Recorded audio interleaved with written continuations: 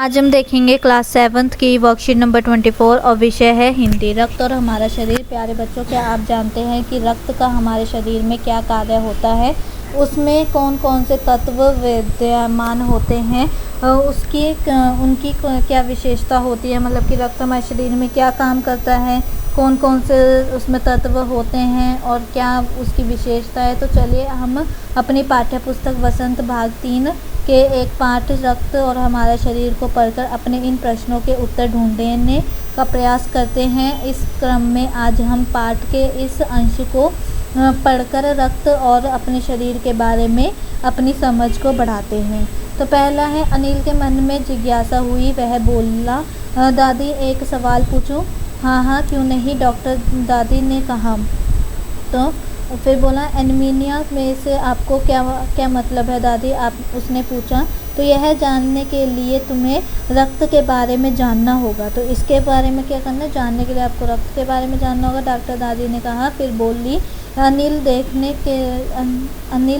देखने से रक्त लाल द्रव के समान दिखता है, किंतु इसे क्या होता है, किंतु इसे सूक्ष्म देशी द्वारा देखें तो, मतलब जो माइक्रोस्कोप होता है उससे देखें तो हमें जो दिखेगा यह भानुमति के पिटारे से कम नहीं मोटे तौर पर इसके दो भाग होते हैं। एक भाग वह जो तरल है जिसे हम क्या कहते हैं, प्लाज्मा कहते हैं, और दूसरा क्या है, वह जिसमें छोटे छोटे कई तरह के कण होते हैं। ठीक है, तो ये आपको क्या पता चला कि दो तरह के क्या होते हैं, हमारे रक्त होते हैं, जिसमें हमारा एक होता है जो तरंग की तरह बहता है और जिसे हम प्लाज्मा कहते हैं, दूसरे में छोटे छोटे क्या होते हैं, वो होते हैं हमारे कण होते हैं, कुछ लाल कुछ सफ़ेद और कुछ ऐसे जिनका कोई रंग नहीं, जिन्हें क्या कहते हैं, प्लेटलेट भी कहते हैं। ठीक है, प्लेटलेट्स कहते हैं। अब आते हैं क्वेश्चन नंबर 1 पे।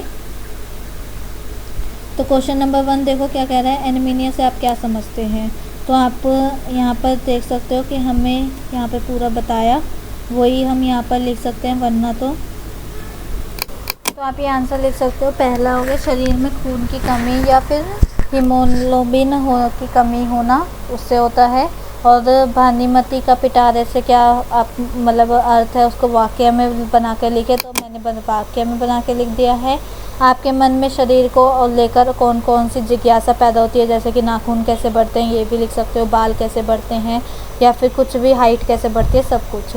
और फिर सूक्ष्म जीव क्या होते हैं, तो सूक्ष्म दर्शी का उपयोग कब किया जाता है, तो सूक्ष्म, यहाँ पे आप सूक्ष्म लिख लेना, जीव को देखने के लिए किया जाता है।